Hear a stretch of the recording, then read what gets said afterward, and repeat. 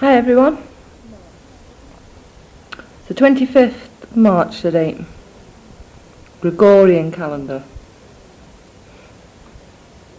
Just thought I'd send a few words this way rather than a letter, because I don't fancy writing about 20 pages. I've really got so much to say. I think my hand would drop off before I finished. Have you had any letters? Hope so. I sent one in London and one as soon as I arrived in Jeddah. And I've sent another since, I think. So you might know already how things started. But in case you haven't received them, I'll start at the very beginning. Let's see. Got down to London, went to the office. Got my shoes okay, Mum. Got 2 pairs actually. Fine. But just as well I got them because my shipment hasn't arrived yet from England. Went into the office at 3 o'clock that day. Got all the latest info, travel tickets, etc. And then they took us to the Arlington Hotel at Heathrow Airport. We stayed there the night, all paid for by the company. Great, it was. First class hotel. And one of the bosses, Carol Sullivan, came down from London and gave us a meal in the hotel. Again, all expenses paid by the company. Great. 2 bottles of wine. No bother.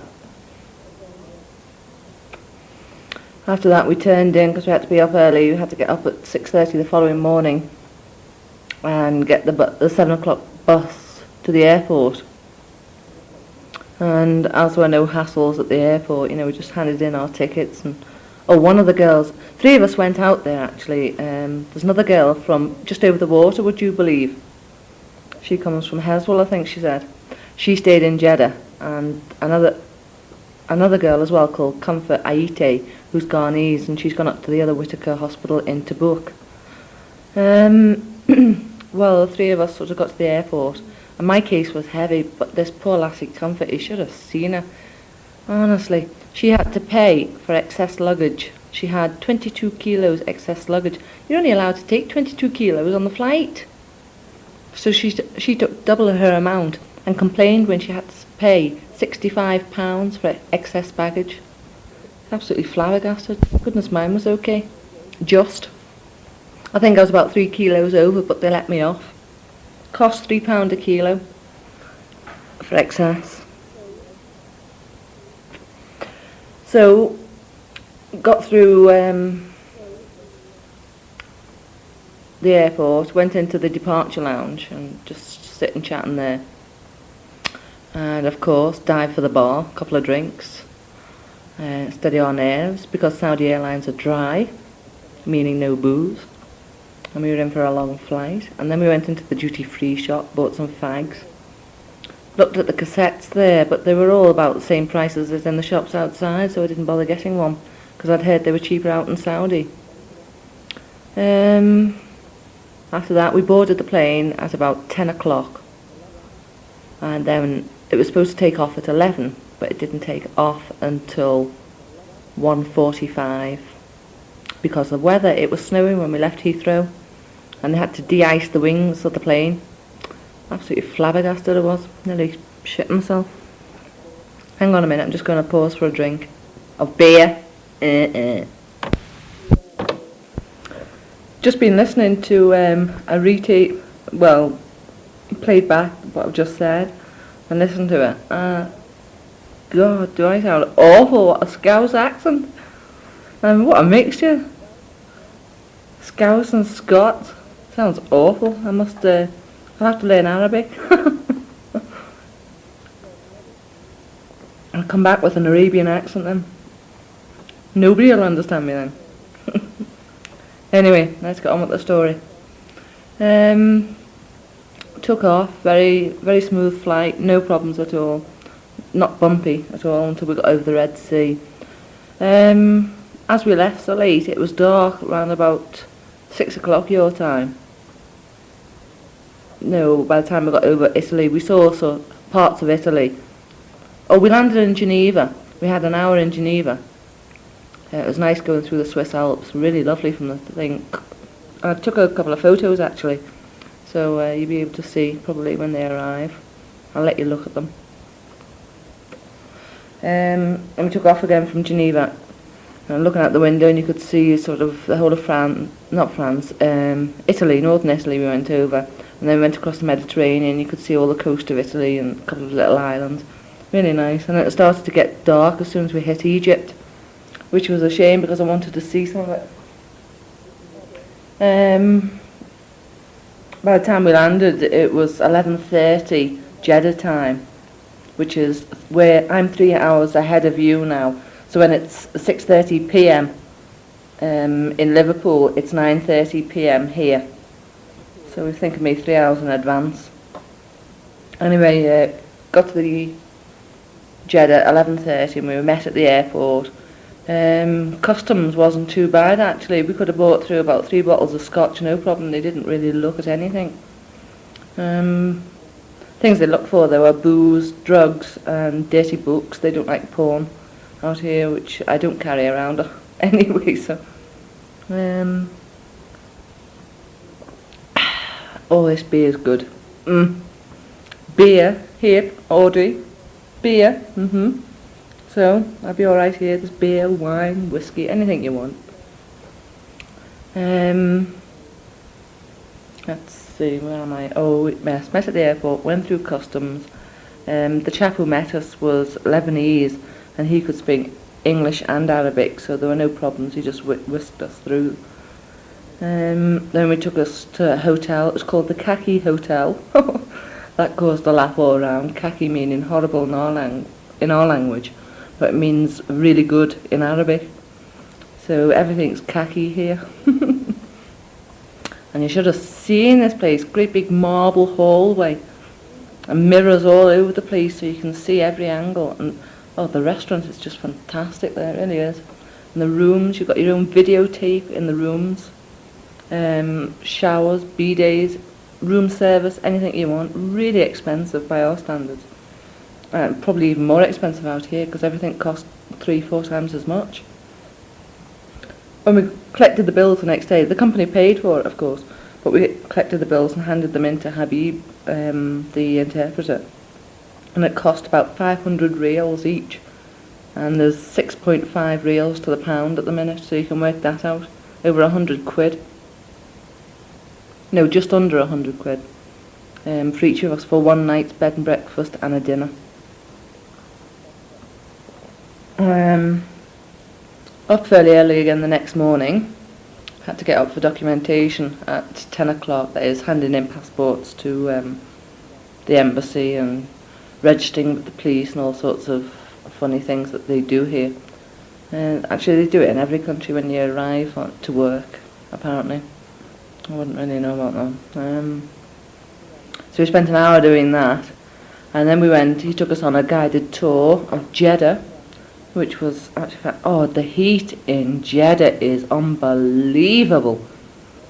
It's only about 80 degrees, well 80 to 90 degrees during the day, but the humidity is about 90 to 95%, which means that you're continually sweating. It's a very humid heat. Now, Uncle Bill probably know what I mean. You know, really, the sweat just pours out of you all the time. Really awful. And even in the evening when we arrived, you know, the air conditioning was full on in the hotel, but it was still very, very warm. You know, walking about in short sleeve tops, no problem. Oh, absolutely fantastic heat. Yeah, I'd lose weight there very easily. Heat here, it's about 80 during the day. But we're up in the mountains. We're about 7,000 feet up in the mountains. There's lots of breezes, nice cool breezes. You don't really feel the heat of the sun, but I sat out in the sun for 3/4 of an hour. I fell asleep by the pool the other day for 3/4 of an hour, and I really got quite sunburnt. All my arms were sore and my legs were sore. I thought I was going to go down with sunstroke. Really nasty, you know. So I've been taking it easy since, just 10-20 minutes a day, no more. I'm getting quite brown already. Jealous.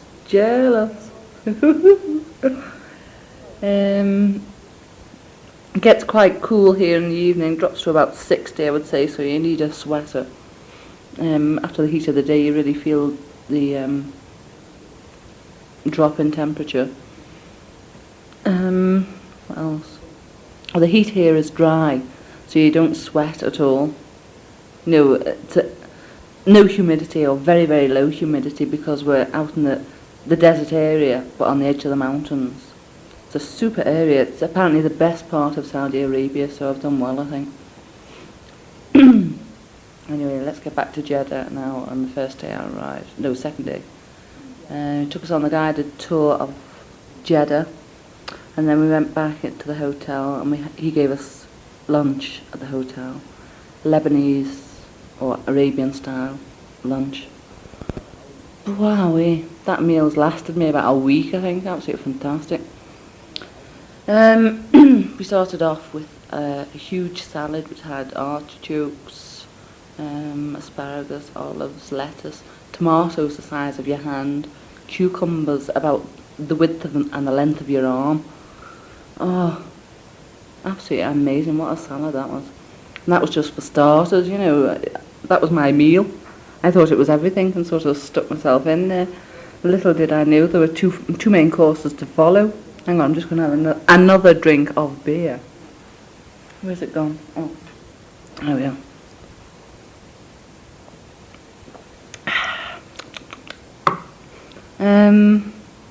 Let's see.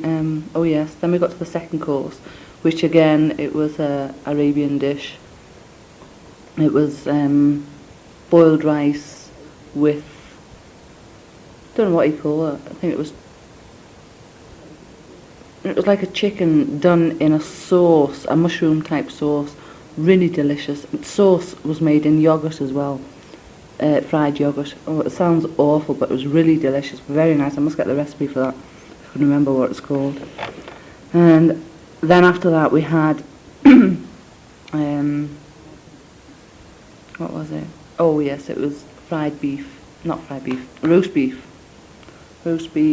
and any veg that we wanted, you know, asparagus or spinach, anything.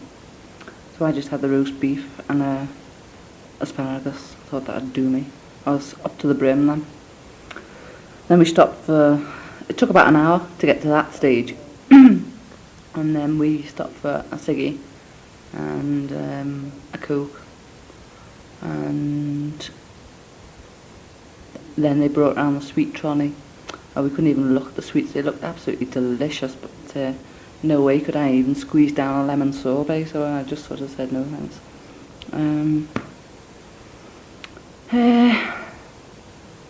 After that dinner, we couldn't move for about an hour. Still, we went on another little guided tour. Oh, Comfort went off to Tabuk. Her flight to Tabuk went at about 2 o'clock, so she was rushed off to the airport as soon as we finished the meal. And then Sue Alice, that was the other girl I came across with from London in the plane. And I went on another tour of Jeddah with Habib. We went down to the harbour to see the Red Sea. And then he dropped me off back at the hotel to repack my cases because I had another flight to catch at 4:30. And he dropped me off at the airport. And then he took Sue to the hospital in Jeddah. Flight to Khamis from Jeddah, not as good as the other flight, very bumpy. Apparently, because of the heat, you get lots of air pockets and what have you. It wasn't too bad. I was a bit more nervous though because of the air pockets. We're flying sort of 33,000 feet off, you know. It's a nasty experience when you go through a big air bubble, you know. You drop about 100 feet and you leave your stomach up above you. Still, got there eventually, landed safely.